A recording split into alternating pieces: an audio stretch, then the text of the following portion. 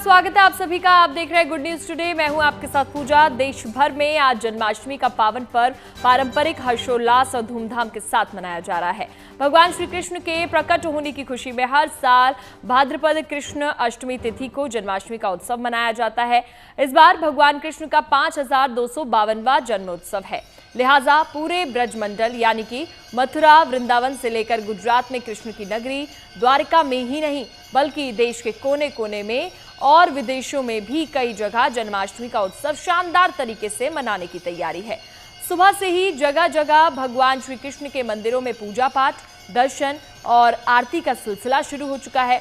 चाहे मथुरा में श्री कृष्ण जन्मभूमि हो या नोएडा में इस्कॉन मंदिर या फिर जयपुर में गोविंद देव जी का मंदिर या फिर बांग्लादेश के ढाका में श्री कृष्ण मंदिर, हर जगह जन्माष्टमी के उत्सव की धूम दिख रही है। नाचते गाते श्रद्धालु तड़के से ही सुबह से ही भगवान की आराधना में मग्न दिख रहे हैं। ऐसा इसलिए क्योंकि वास्तव में इस बार अष्टमी तिथि 15 अगस्त से ही शुरू हो गई, लेकिन जन्माष्टमी का पावन पर्व उदया तिथि के इस बार यानी कि आज 16 अगस्त को मनाया जा रहा है। आपको ये भी बता दें कि जन्माष्टमी के अवसर पर इस बार 5 शुभ योग भी बन रहे हैं, लिहाजा तमाम भक्त और श्रद्धालु पूरे भक्ति भाव से जन्माष्टमी का उत्सव मना रहे हैं ताकि मुरली मनोहर नंदलाल गोपाल भगवान श्री कृष्ण की कृपा सबको मिले और सबके घर में खुशहाली आ पाए।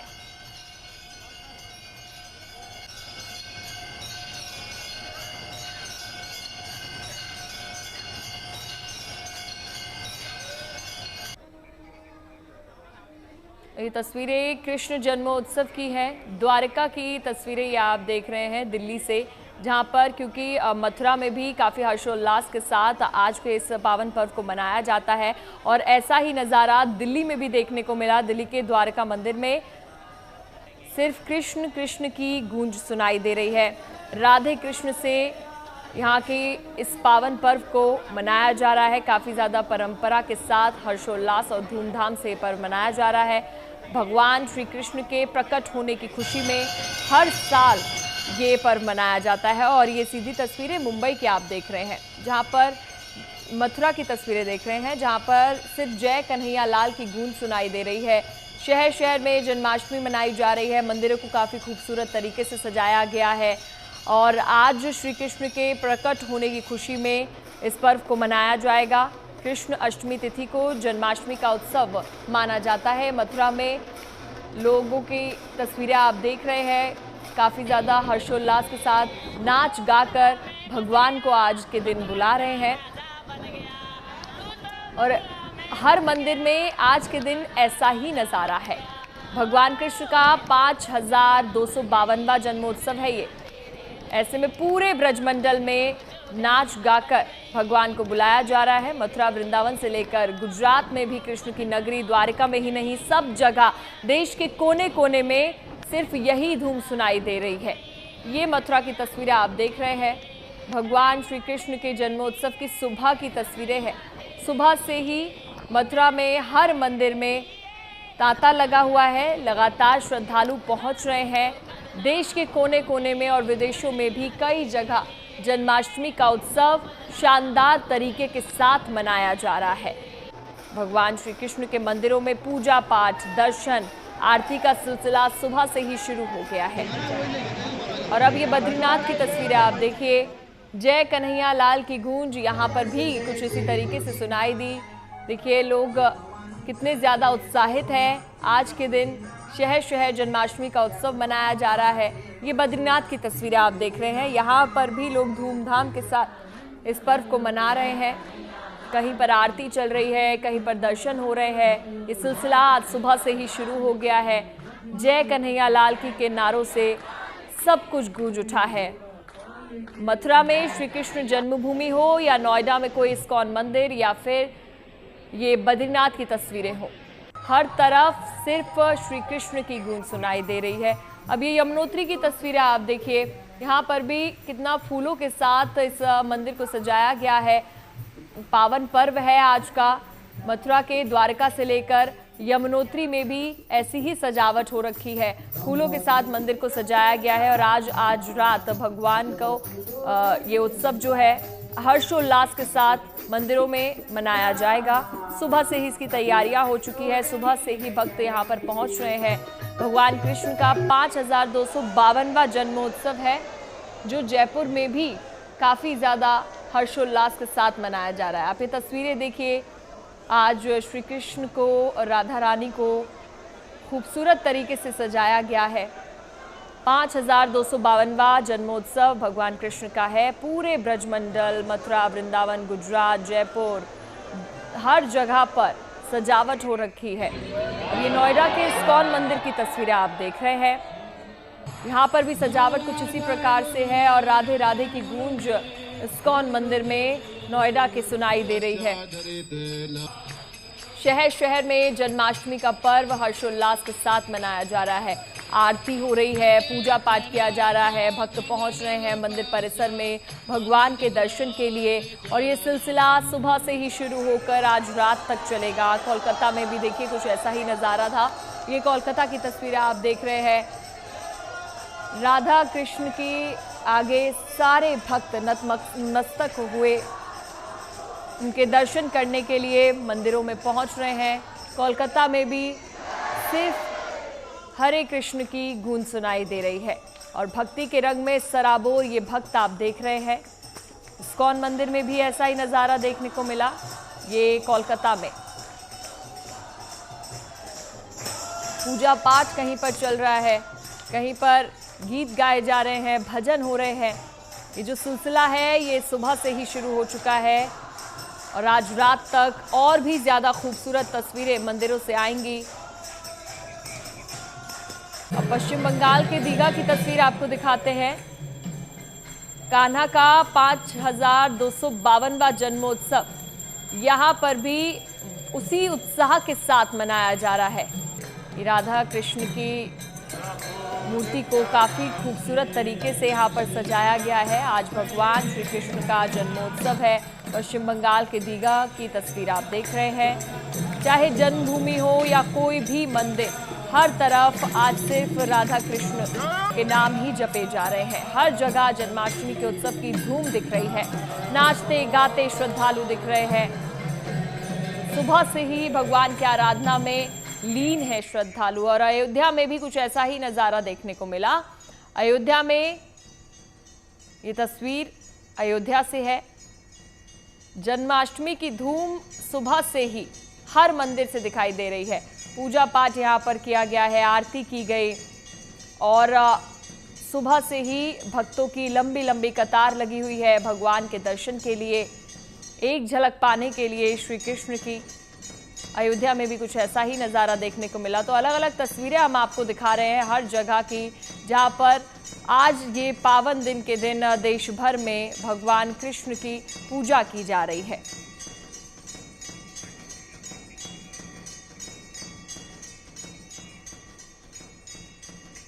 और अब आगे बढ़ते हैं। अब देखिए गोविंदा आलारे।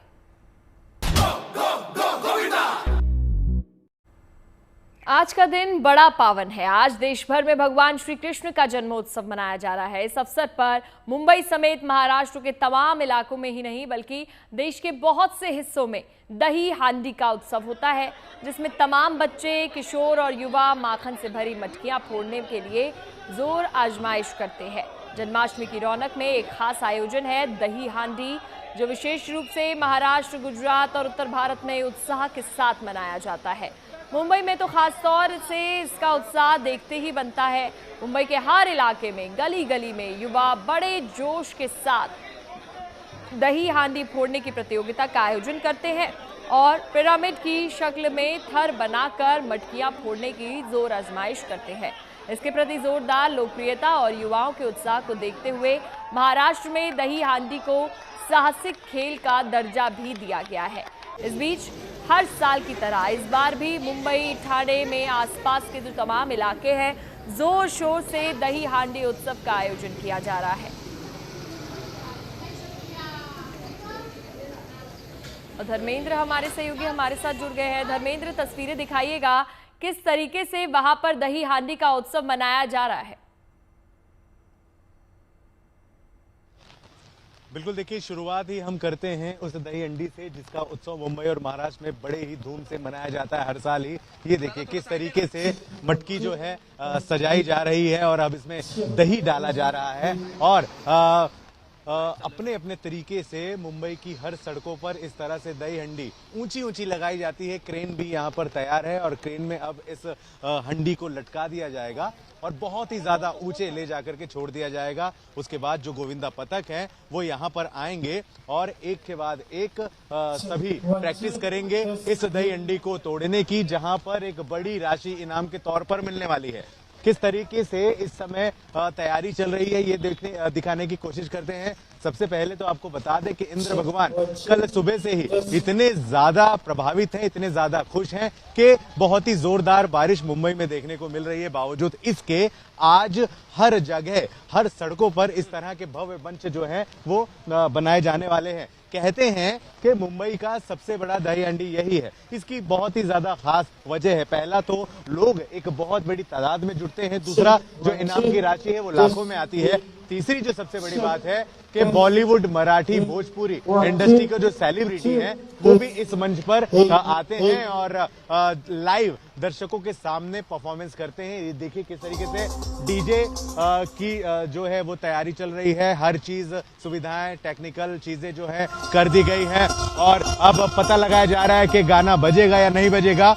मैं आपको दिखाना चाहता हूं यहाँ पर कुछ अभिनेत्री और अभिनेताओं की भी तस्वीरें, पोस्टर्स लगी है। फिलहाल जानवी कपूर का मैं यहाँ पे पोस्टर देख रहा हूँ।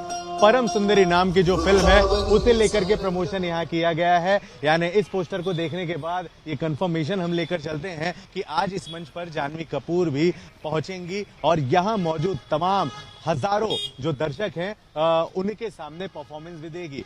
देखिए आपको बताया कि महाराष्ट्र सरकार की तरफ से दही हंडी का जो खेल है इसे एक साहसी पर्व के रूप में घोषित किया गया है। महीनों पहले ही गोविंदा पथक दही हंडी मनाने के लिए तैयारियों में जुट जाते हैं। पहले सुबह अपने काम पर जाते हैं, शाम में जैसे समय होता है 3 घंटे 4 घंटे बड़ी बड़ी थर, 7 थर 8 थर तकरीबन 200-250 लोग मिलकर के गोविंदा की जो ये दही हंडी कुछ देर पहले हमने दिखाई उसे फोड़ते हैं और लाइव सम्मान के साथ साथ सम्मान भी उन्हें मिलता है, शील्ड मिलते हैं और कहीं ना कहीं एक अलग ही तरह का ये पर्व जिन्हें लेकर के उनके अंदर बहुत ज्यादा खुशी होती है वो सभी की सभी चीजें यहाँ होती है।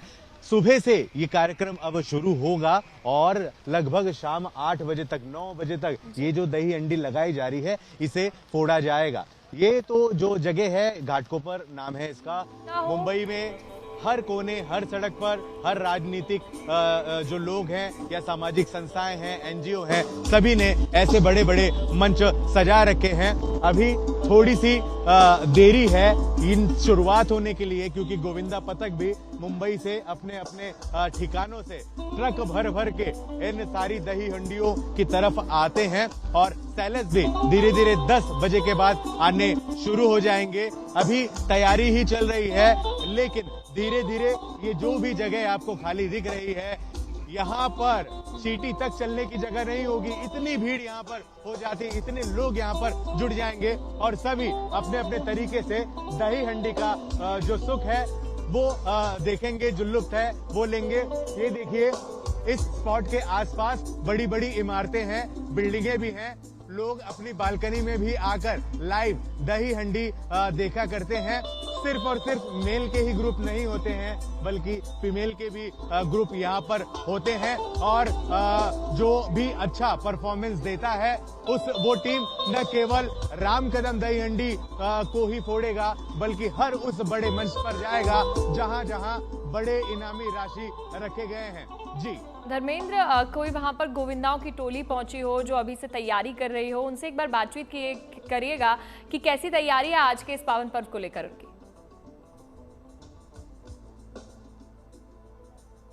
माफ करिएगा, सवाल दोबारा पूछेंगे, आवाज आई नहीं। धर्मेंद्र, आपको आवाज आ रही है?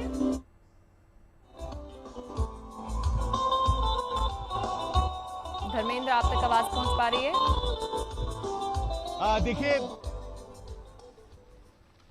बहुत ज्यादा आवाज आ रही थी यहाँ पर क्योंकि अब तैयारी चल रही है गानों को लेकर के, लेकिन आपको बता दें कि अच्छी खासी लिस्ट यहाँ पर आने को है। और जो खबर है उसके हिसाब से महाराष्ट्र के जो मुख्यमंत्री हैं देवेंद्र फडणवीस, वो भी इस मंच पर आ सकते हैं। साथ ही साथ वो तमाम नेता जो महाराष्ट्र की राजनीति में मुख्य भूमिका निभा चुके हैं वो भी आएंगे। लेकिन जो 5 टॉप नाम इस समय हमारे पास आए हुए हैं जो इस मंच पर आएंगे और अपने प्यारों से, अपने दर्शकों से, गोविता पथकों से मिलेंगे, उनका उत्साह बढ़ाएंगे, उनमें जो सबसे बड़ा नाम है वो है जितेंद्र का। जितेंद्र हर साल इस दही हंडी के मंच पर चढ़ते हैं और यहाँ पर आकर के अपने अंदाज में डांस करते हैं, अपने अंदाज से लोगों को लुभाते हैं और स्पेशली उन्हें देखने के लिए एक बड़ी संख्या में जो आसपास के लोग हैं यहाँ मौजूद होते हैं। जो दूसरा बड़ा नाम आ रहा है वो धर्मेंद्र का भी आ रहा है।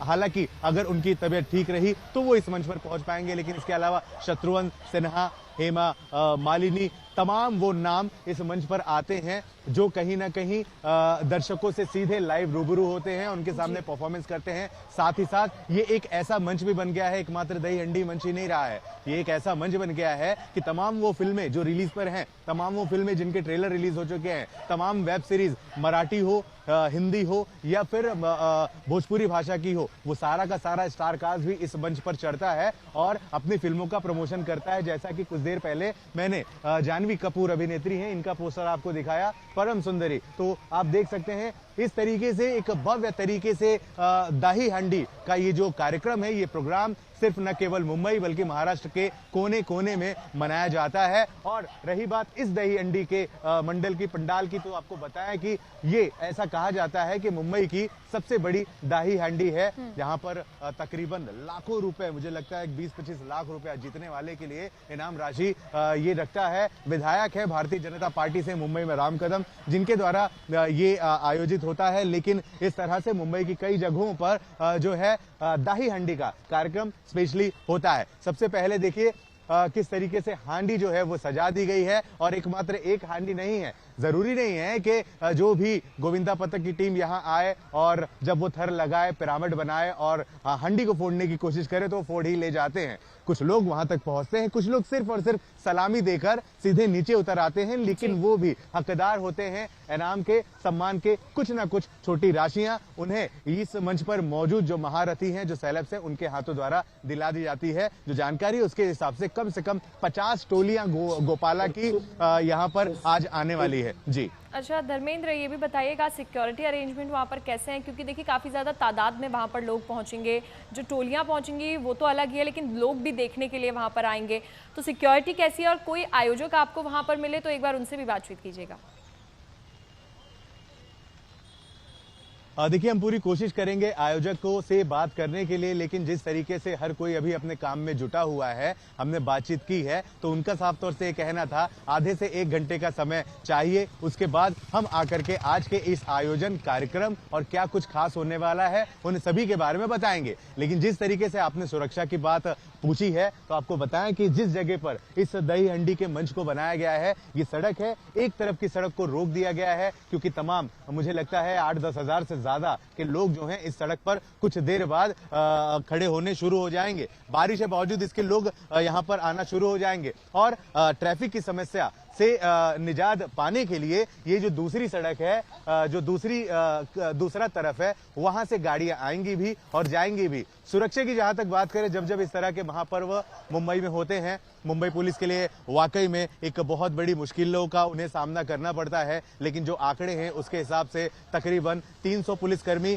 आज इस दही हंडी के आसपास होंगे, जो ये देखरेख करेंगे कि किसी को किसी भी तरह का कोई भी नुकसान ना हो। इसके अलावा अगर ट्रैफिक की बात करें तो मुझे लगता है कि 100 के आंकड़े पार होंगे, ट्रैफिक खड़े होंगे यहाँ पर। और स्पेशली इसलिए भी एक बड़ा आंकड़ा मुंबई पुलिस की तरफ से यहाँ पर सुरक्षा के मद्देनजर मिला है क्योंकि सेलिब्रिटी भी यहाँ पर आते हैं। सभी के जान माल का जो है सुरक्षा करना उन सभी का कर्म है, उन्हें वो करना ही पड़ेगा। और भी बड़े बड़े नामी जो नाम है वो भी इस मंच पर आएंगे, उनकी भी सुरक्षा का धैर्य जो है सिर्फ और सिर्फ मुंबई पुलिस के लिए ही जाता है। इसके अलावा कई एनजीओ भी हैं जो फ्री में सेवा कार्य करते हैं, वो आएंगे। और इसके अलावा जो खुद यहाँ से विधायक हैं, आयोजक हैं, उनके भी लोग होंगे जो पूरा ख्याल रखेंगे किसी भी तरीके की कोई यहाँ पर किसी को तकलीफ ना हो। लेकिन जो सबसे बड़ा सवाल है, सबसे बड़ी बड़ी बात है और जो सभी देखते हैं वो ये कि इस जगह पर जब गोविंदा पथक थर लगाएंगे और ऊंचे पर लगे हुए हंडिया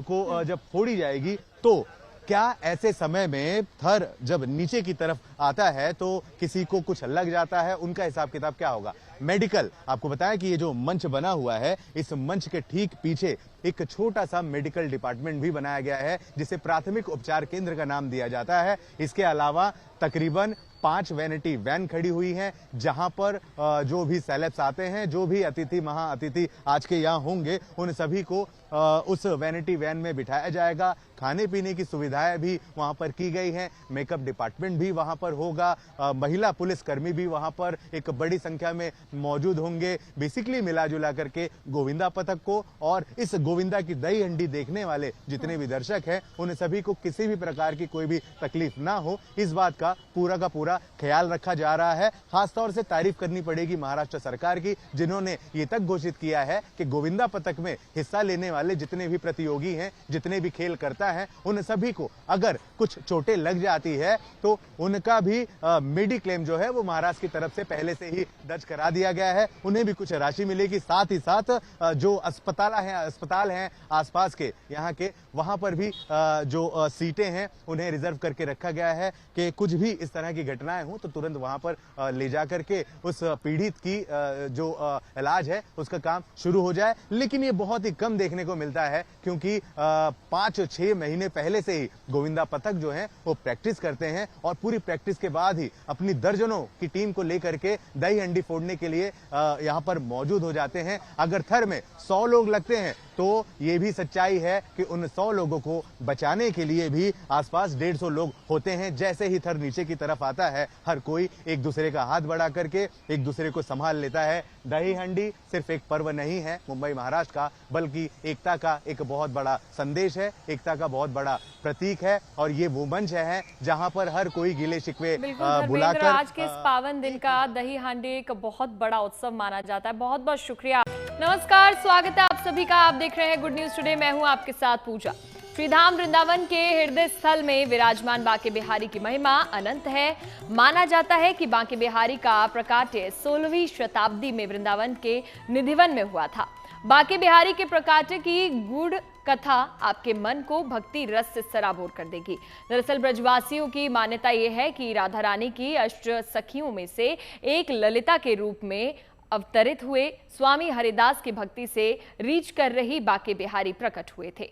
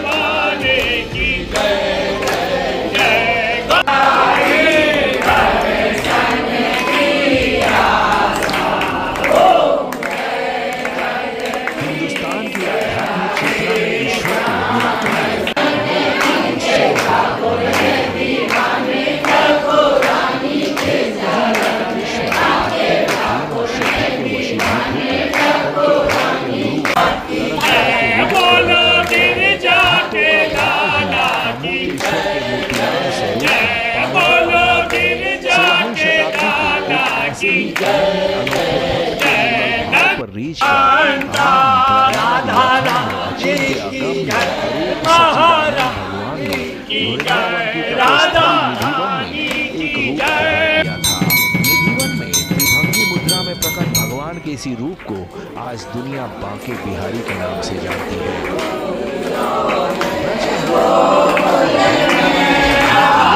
बिहारी का स्वरूप इतना दिव्य और अलौकिक है कि उसकी एक झलक पाकर इंसान अपने त्रिविध तापों की तासीर भूल जाता है।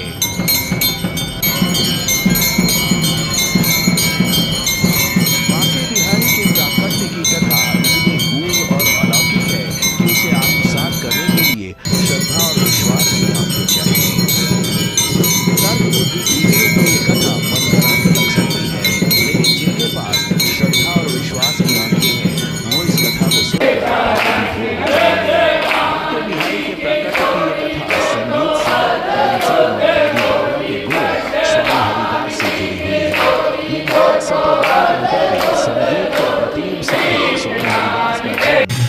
1490 ईस्वी में वृंदावन से 1 मील दूर राजपुर गांव में हुआ था।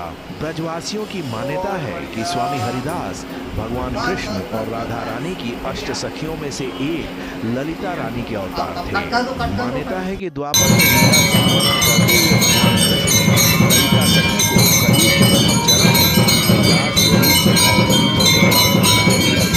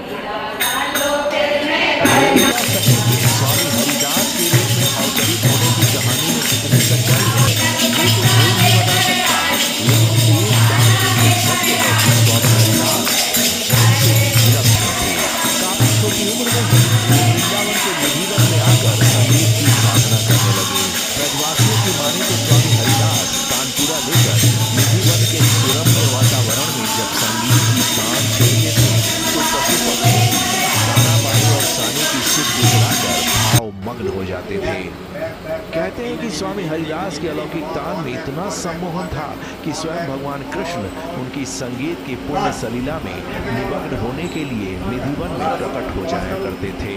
लेकिन स्वामी हरिदास को छोड़कर भगवान कृष्ण के दिव्य अलौकिक रूप का दर्शन कोई नहीं कर पाता था।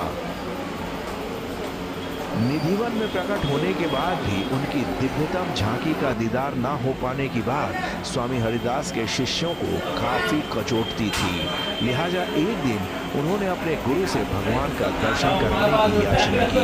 स्वामी हरिदास ने शिष्यों की अर्जी जब भगवान कृष्ण के सामने लगाई तो वे राधा रानी के साथ विग्रह स्वरूप में साक्षात प्रकट हो गए। तब स्वामी हरिदास ने उनसे अनुनय विनय किया कि मैं आपके से भोग वस्त्र आदि की व्यवस्था कर सकता हूँ, लेकिन राधा रानी के वस्त्र आभूषण कहाँ से ले आऊंगा।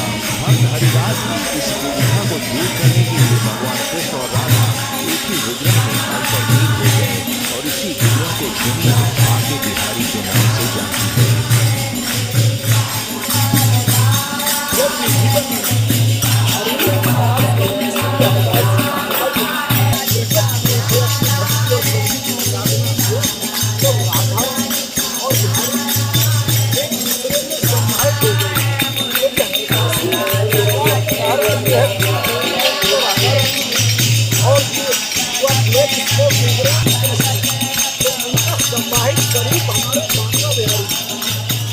और हमारे बिहार की तीन तरफ से जोड़े हैं, वो हाथों से और कमर से।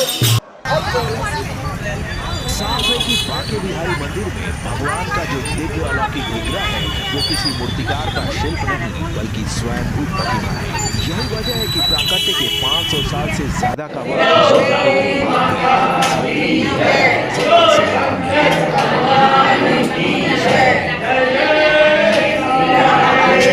चेतना को झंकृत करता है बिहारी जी का यह विग्रह। तभी तो सामान्य दिनों में यहाँ रोजाना 1.5 लाख श्रद्धालु दर्शन करने के लिए आते हैं। वीकेंड में तो यहाँ 3 लाख से ज्यादा श्रद्धालु बढ़ते हैं। प्रमुख पर्वों पर तो श्रद्धालुओं की तादाद एक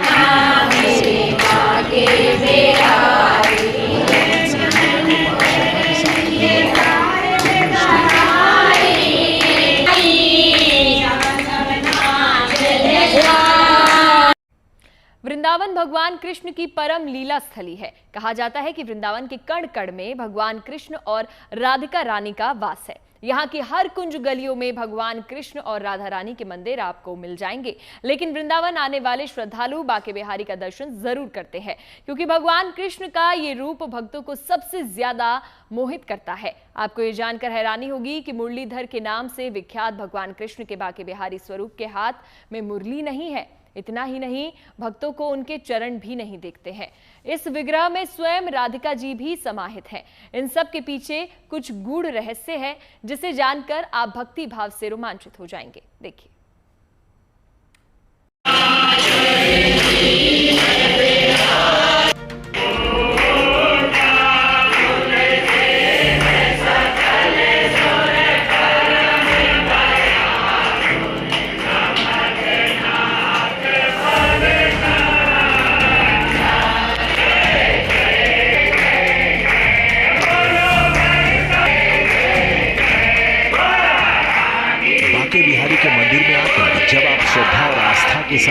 मूर्ति की जीवंत आंखों से अपनी आंखें मिलाएंगे तो आपको ऐसा लगेगा जैसे बिहारी जी आपके हर दुख दर्द क्लेश को शिद्दत से महसूस कर रहे हैं और उसे दूर करने का भरोसा दे रहे हैं। इस स्वयंभू विग्रह की जीवंतता ऐसी है कि आत्मवाद या प्रेम विह्वलता के भाव में कई बार ऐसा लगता है कि विग्रह गंभीर से निकलकर पास में आ जाए। मंदिर के सेवायत तो मानते हैं कि भरतपुर की एक अनन्य भक्त के साथ ऐसा हो भी चुका था।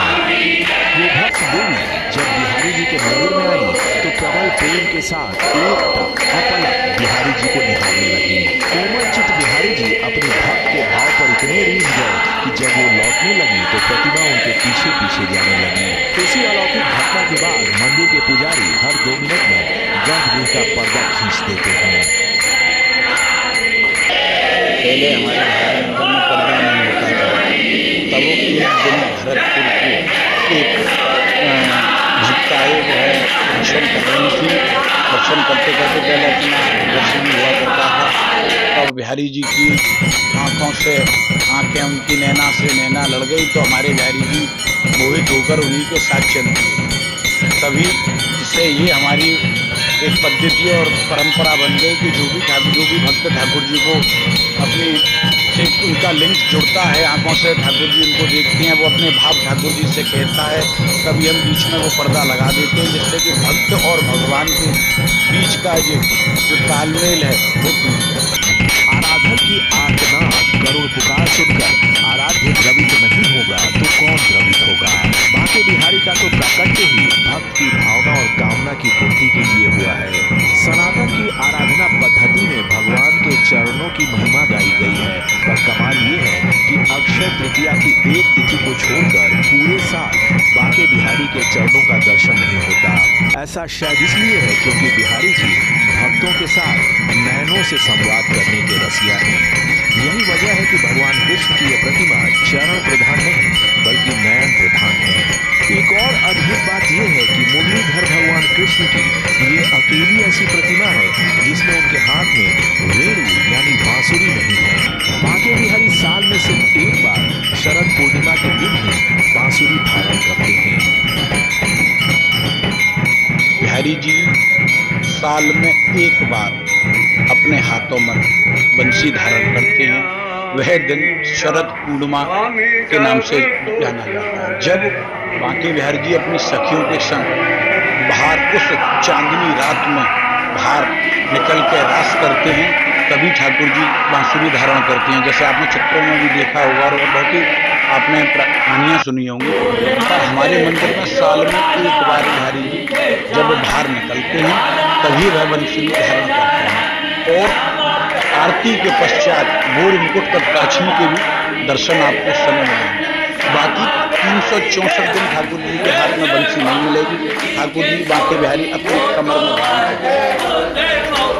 भगवान का ऐसा परस्पर भावप्रवण कोमल रिश्ता दुनिया में शायद ही कहीं और देखने को मिले। भक्त और भगवान का ये वो दिव्यतम रिश्ता है जहां आराधना के नियम भी पीछे छूट जाते हैं।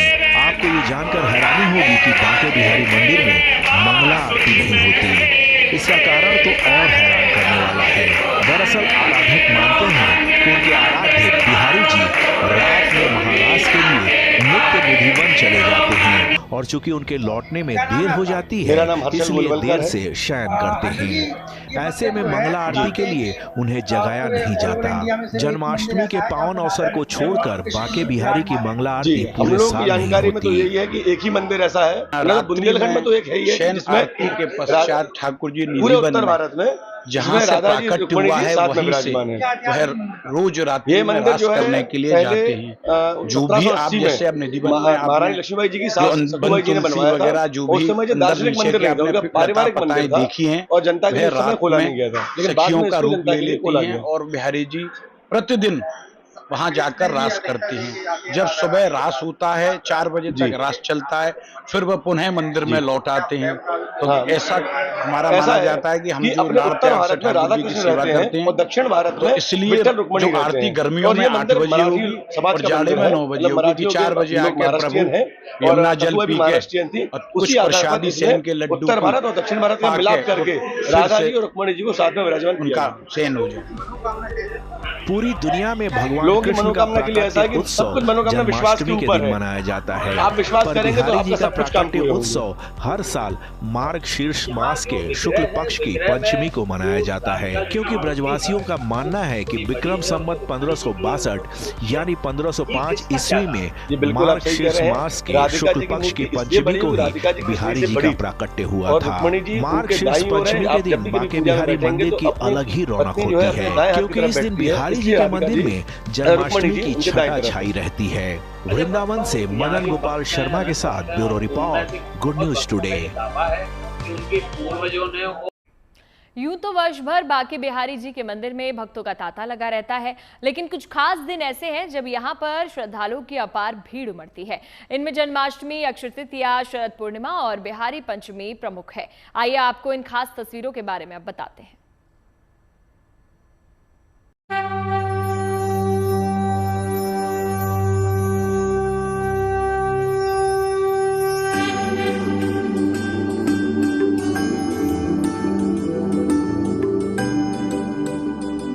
वृंदावन धाम के सुंदर से इलाके में मौजूद बांके बिहारी मंदिर।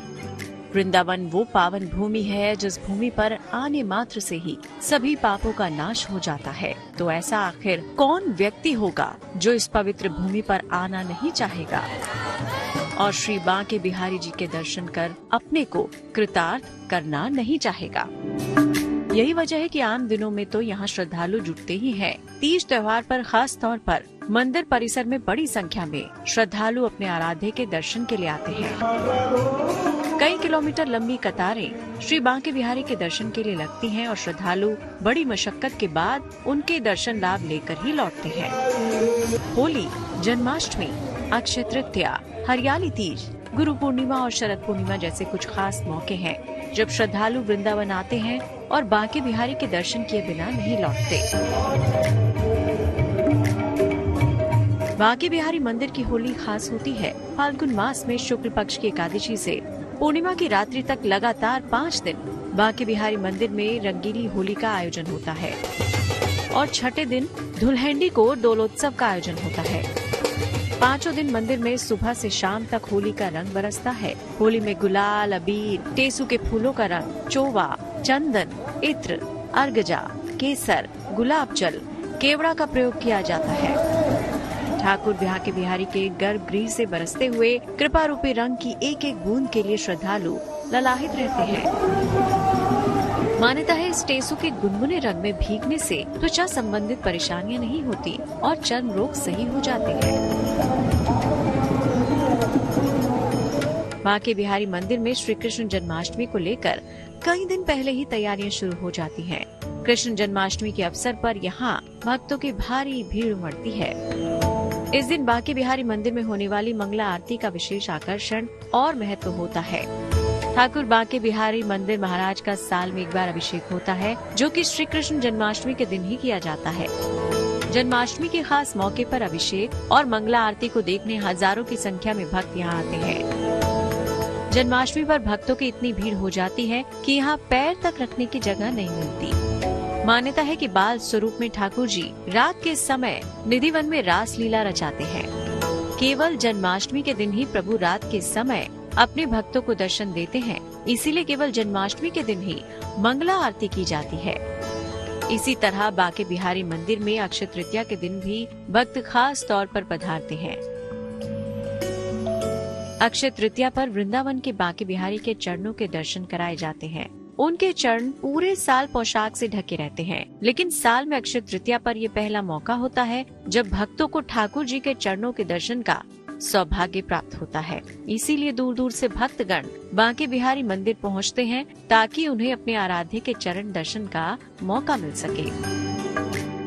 शरद पूर्णिमा भी वो अवसर है जिस दिन श्रद्धालु ठाकुर जी के दर्शन लाभ लेने के लिए दूर दूर से बांके बिहारी मंदिर पहुंचते हैं। शरद पूर्णिमा के दिन का कृष्ण भक्त बेसब्री से इंतजार करते हैं, क्योंकि इस दिन बांके बिहारी महारास मुद्रा में दर्शन देते हैं। इस दिन मंदिर में अद्भुत नजारा देखने को मिलता है। हर साल शरद पूर्णिमा के शुभ अवसर पर रात में चंद्रमा की धवल चांदनी के प्रकाश में श्रद्धालुओं को बांके बिहारी बंसी बजाते हुए दर्शन देते हैं। साल भर में शरद पूर्णिमा के दिन ही बांके बिहारी बंसी धारण कर दर्शन देते हैं। इस दिन ठाकुर जी कटी काचनी, मोर मुकुट और 16 श्रृंगार में अपने भक्तों को दर्शन देते हैं। यूँ तो कोई तीज त्योहार पर बांके बिहारी जी के दर्शन के लिए भक्तों की भीड़ बनी ही रहती है, लेकिन होली, जन्माष्टमी, अक्षय तृतीया और शरद पूर्णिमा से जुड़ी मान्यताओं के चलते श्रद्धालु यहाँ बड़ी संख्या में आते हैं और बांके बिहारी जी के दर्शन कर कृतार्थ होते हैं। Bureau report, good news today. इसी के साथ हमारी इस खास पेशकश में फिलहाल के लिए इतना ही। आप देखते रहिए गुड न्यूज टुडे।